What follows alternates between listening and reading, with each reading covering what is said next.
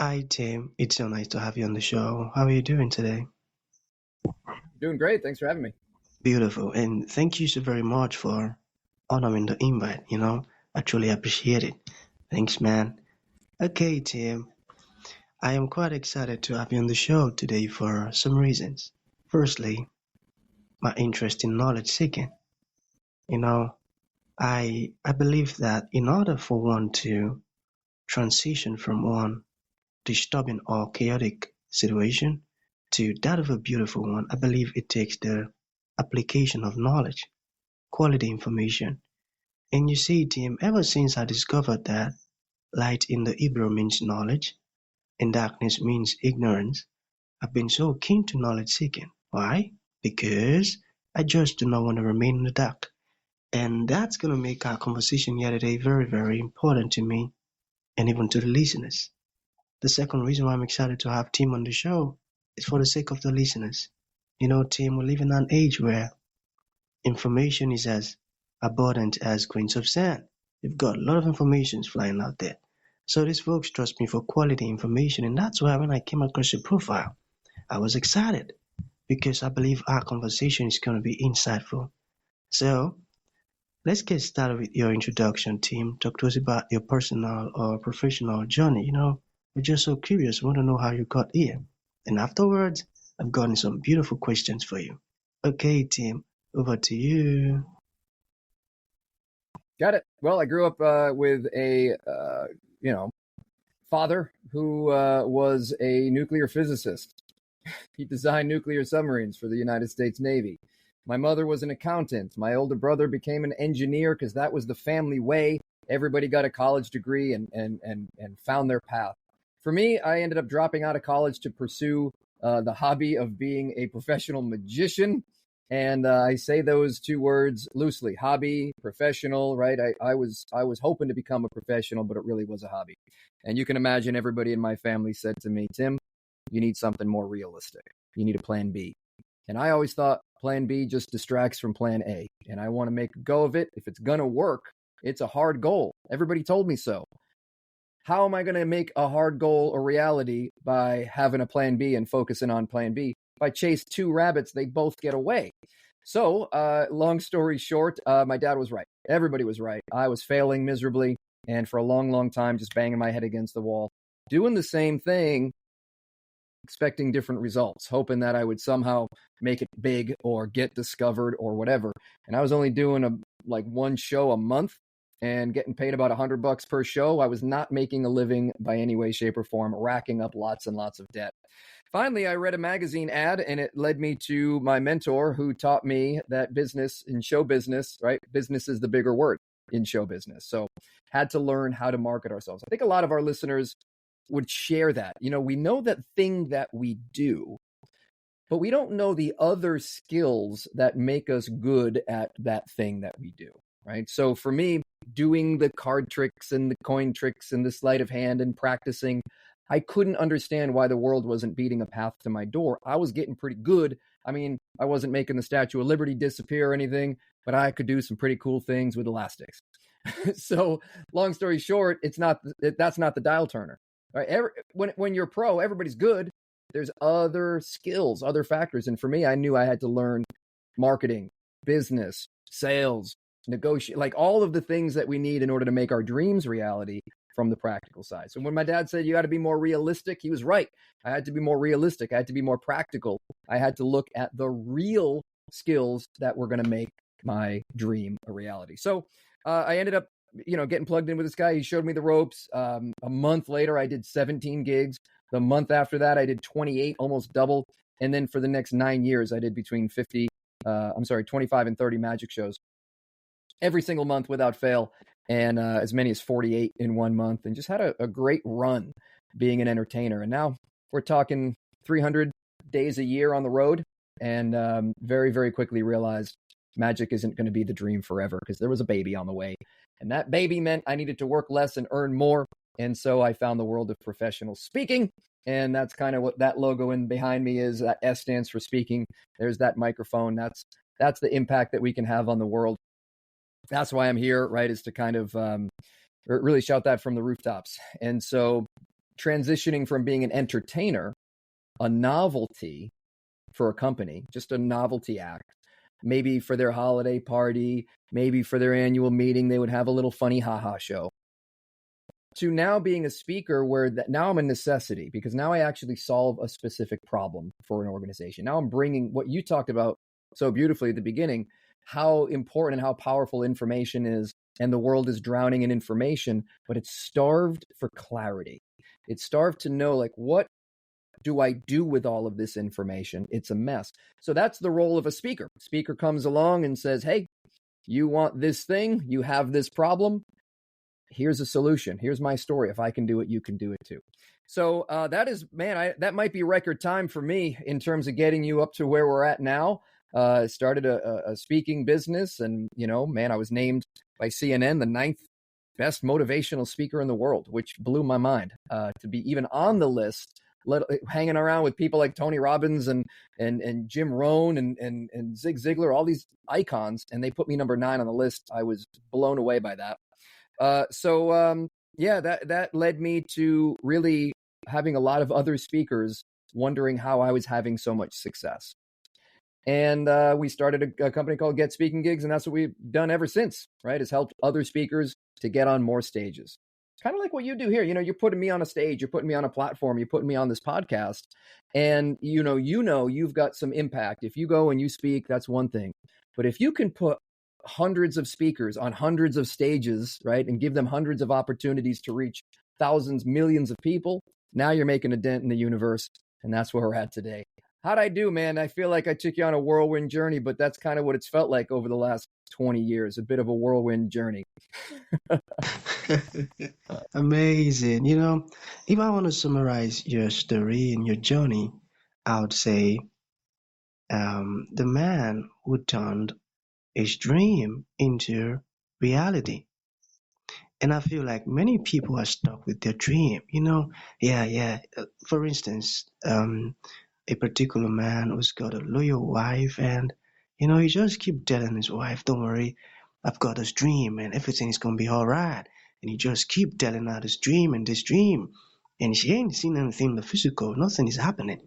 So I believe that kind of person now, getting to listen to Tim speak, it would have an eye-opening moment and say, "Okay, I think there is something I'm not doing right." Thank you, Tim. Thank you so very much. Your story is really inspiring. And it is that kind that triggers people to leave that environment of keep dreaming and step into, working things out and making things happen. I love that. And your transitioning is really amazing. And I love that.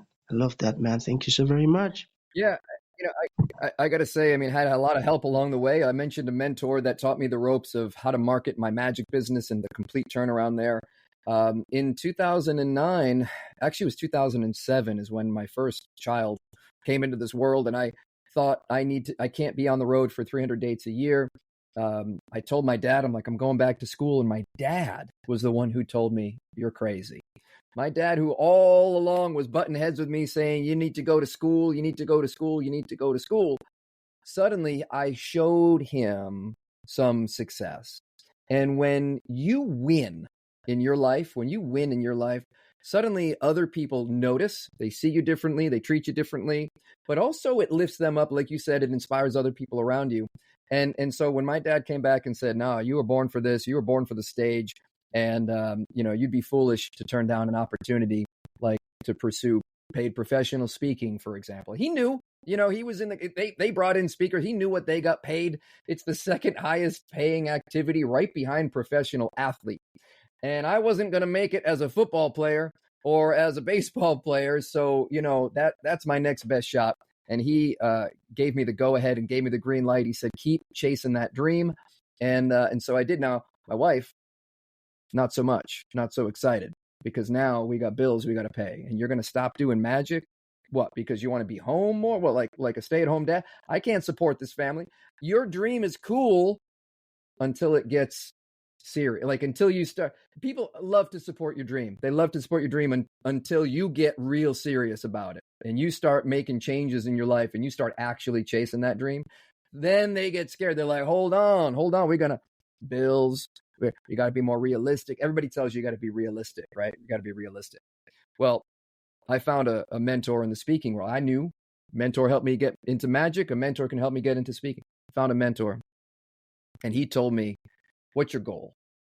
I said, "My wife just needs me to make an extra $60,000 a year. If I just put $60,000 a year into the books, that's all. That's all I need. I need to make $60,000 a year. It'll replace her income. She could stay at home with the kids. $60,000 a year. That would be amazing." He said, "That's adorable. That is so cute. You need to be more realistic." And he didn't tell me to lower my goal. He said, "You need to be more realistic." And he raised my goal. He said, "Here's your new goal. It's not $60,000 a year." He's like, "Your new goal is $60,000 a month. $60,000 a month. That's your new goal." And, hey, it wasn't a magic wand. It didn't happen overnight, but more often than not, that's the case. And it's a bit of a process. But the point of the story is, nobody in my life ever told me that I need to be more realistic and then raised my goal. He said, "You need to be more realistic. Make it bigger.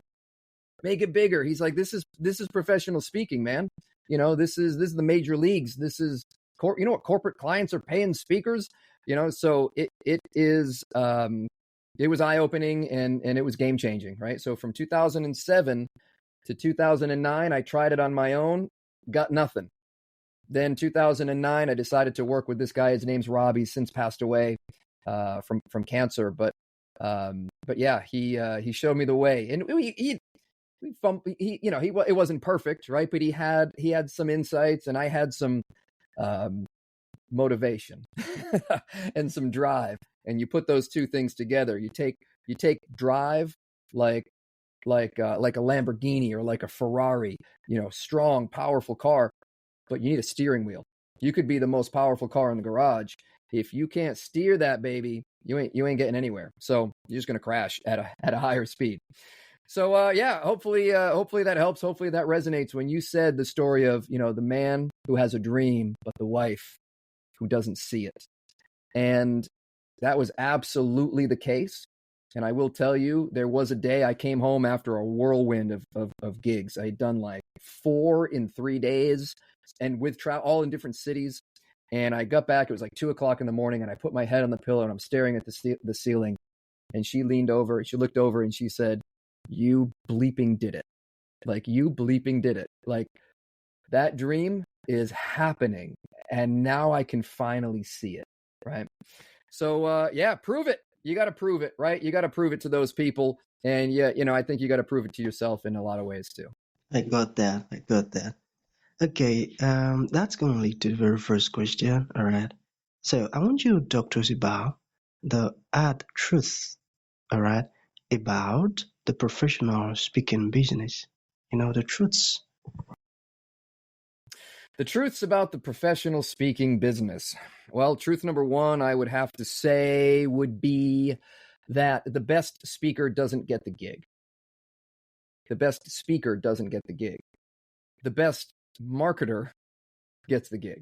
The best business person gets the gig. That lesson that I learned about magic, show business is 2 words and business is the bigger word, it applies to speaking times 10, right? So I've seen a lot of situations, a lot of speakers who get, they'll make $15,000 an hour, right? Doing their talk. And there's probably 20 people in the audience who could do a better job than that speaker on stage. And maybe you or your listeners have been in that audience watching a speaker and thought to yourself, yikes, they are just reading PowerPoint bullet points to me. This is brutal. I could crush that. I mean, I'm a way better speaker than that. Well, yeah, but you're in the audience. They're on the stage, right? So, business is the number one skill of speaking. People think you got to get better if you're going to get booked. So they practice their speech. They go to Toastmasters. They go to the National Speakers Association meetings. They practice their speech. But you don't have to get better to get booked. You got to get booked to get better. You're never going to be great unless you have a lot of experience, right? So you got to get on that stage, get the flight time. That's how you practice. The speech isn't written on the page. right? You don't write a speech on the page. The speech is written on the stage. The speech is written when you see audiences lean in and connect with the story that you're telling. You think to yourself, got him. I'm going to keep that in. Or you see people lean back or check their phones, got to fix that, right? That's where the speech is developed. It's developed by doing it over and over again. Tony Robbins, probably, maybe the world's most famous living speaker, Tony Robbins, the motivational speaker himself, right? He said the average speaker, when he started, way back when he started, he's like, if the average speaker is doing about 50 gigs a year, that's a very busy schedule for a speaker. I mean, it's a few a month, right? If they're doing that's about one a week almost. 50 gigs a year is almost one a week. With all the travel, my gosh. I'm going to do 500. I'm going to do 500 gigs next year, and I'm going to get 10 years of experience in 1 year. And that's what he did. He went out and he spoke anywhere. He begged, borrowed, stole, crawl over broken glass, take the gig, say yes. And he got good. He got really good. And he also built an army. He started connecting with fans and followers, and he started becoming known as Tony Robbins, right? As Anthony Robbins. I don't know what he started as, but that he became who he was by doing it, right? You don't get clear on the path and then take action. That's myth number two. Myth number two. So if myth number one, or maybe a shift in thinking that people need to make, number one is you don't get better to get booked. You get booked to get better. Number two, you don't get clear on the path and then take action. You take action and then get clear on the path. It's not clarity then action. It's clarity via action. You take step one. That's what's in front of you. Step two will become clear. Then you take step two. Now you can see step three, right? So those of you who might be like, oh, I just want to make sure I got my ducks in a row first. I want to have a great speech. I want my website. I want my demo video. I did not have a website for 9 years, and I was doing multiple six figures every year for 9 years. No website. Don't listen to people that tell you need this and you need that. Maybe they're trying to keep you small. Maybe they're trying to sell you a website. I don't know. But at the end of the day, if you're out there speaking and people see you speak, they're not going to need to see your website, right? They've seen it with their own eyes. They saw you rock that stage. So get out there and do it. Get out there and do it. And then the path will become clear. Clarity via action. So I gave you 2 for the price of 1, man. How's that? Fantastic, man. One of the things I love is when I get to listen to people and I learn new things. And that has happened already, You've shared some very important insight with us. I tell you, man, this is really, really inspiring. I got that. Okay, you mentioned demo video, all right? So how important is a demo video for speakers? Yeah, I would say that if we want to be booked, we have to be believed. Okay. If we want to be booked, we have to be believed. So what I mean by that is a speaking sale, to sell a speech, is a high trust transaction. You're telling me you want me to give you $10,000 for an hour. And in that hour, you're just going to say whatever you want to say, right?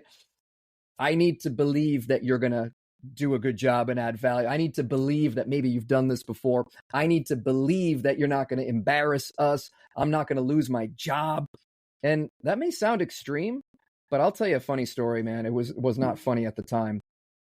I had booked a gig. We hadn't done the gig yet. We were meeting to talk about the gig. So the first question I always ask is, hey, what is it that got you excited enough to pick me over all of the other speakers? Why me? Why'd you pick me? And the CEO of the company, it was on a Zoom call, he stands up and he says, I don't know, Tim, I didn't want you. Talk to them about that. And he leaves. And their faces like, oh no, you better be good, right? You better not let us down. We picked you and this and that, but our jobs are on the line here. Like literally, the event professional is number 3 on the list of the most stressful jobs, at least in the United States, right? Police, fire, event planner.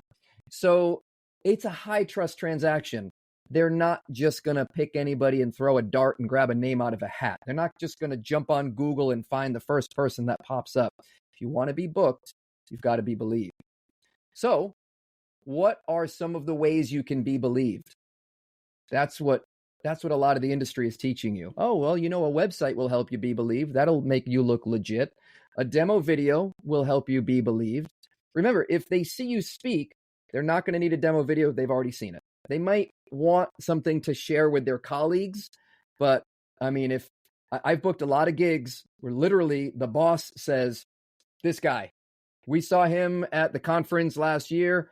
We're booking our own event over here for our company. This is the guy. Set it up, make it happen, right? You get that gig. You get that gig because they believe you. They saw it with their own eyes. They'll tell you, hey, you know what you just did on this stage? Do that for us. Do that for us. That's exactly what we want. Do that exact same thing. And that's how I book a lot of my gigs, right? Is because they've seen me speak. I've talked to hundreds, maybe thousands of speakers by this point in my career with Get Speaking gigs. And I always ask, where'd the gig come from? A lot of people come into our group calls and they share their wins. They say, we booked a gig. We booked, cool. Where'd that gig come from? 85 to 90% of the answer is they saw me speak. Or they knew someone who saw me speak. Word of mouth. Somebody that I knew, know, like, and trust, personal connection. Because why? That's how they believe you. And if you want to be booked, you got to be believed. So demo videos, very, very, very, very nice to have. We've got some great partners over at speakervideos.com. We love them. Happy to share links in the demo about where you can get good videos, cheap, all that stuff. We love those people. It's a very, very nice to have. It's not a have to have. It's not a must. A lot of people think it's a must. It's a very nice to have. So when you ask me how important is it, I'd rather be on stage in front of a group of 100 people than to have 100,000 people watch my video. Wow. Okay, I got that. So in order to bring this to an end, Tim, what would you like to leave the audience with, like a final thought? And to those folks who would like to reach out to you, learn more about what you're doing, oh man, you've blessed my mind and our hearing ever since you started talking.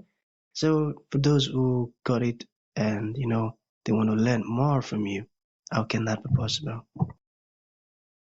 Yeah, I think for those listening who identify as speakers, maybe aspiring speakers, maybe you haven't done it yet, but you want to. You got a message in you. It's eating, trying to get it's eating at you, trying to get out. You can't stop thinking about it.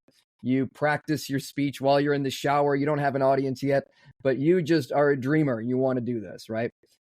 That voice is where it all starts, right? It always starts with that. So, nurture it or don't nurture it, but just think in terms of when you ask me, what do I want to leave the audience with? The thought of what would happen if you were to die, your life were to end before that message gets out, right? What is that acceptable? Is that not acceptable?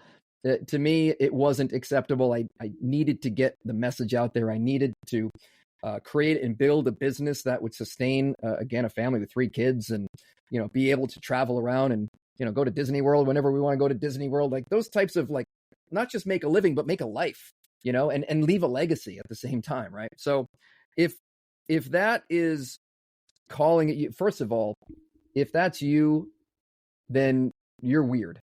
You're a weird person. You're different. You're a different animal. I might even say you're a freak. If you want to get in front of a group of people and speak, that is the number one fear in the world. Most people are afraid of speaking and are terrified of public speaking. Whereas you're somebody who's probably afraid of not public speaking, right? If you're listening and that voice is trying to get out, you're afraid of not speaking. You think in terms of like, oh my gosh, I can't let this message die within me. You're afraid of not speaking. You're a fraction of the percentage of the population. Most people, first of all, would be terrified to do it. Second of all, wouldn't have, even if they did want to do it, they wouldn't have the guts to pursue it. They would need to be more realistic. My gosh, if that's you, again, you're a freak. Welcome to the club. Welcome to the island of misfit toys, right? And in terms of getting in touch with me, real simple. It's just getspeakinggigs.com. Just getspeakinggigs.com. Okay, beautiful. So that's gonna be the end of the show, team. Thank you for coming and thank you for, sharing the stuff with us, man. Nah. You see, I would have to listen to our conversation again and again because you've said some amazing stuffs in this. I tell you, man. Thank you so much. Cool. Thanks for having me again. Much appreciated. We'll see you next time. Or as we say in the Get Speaking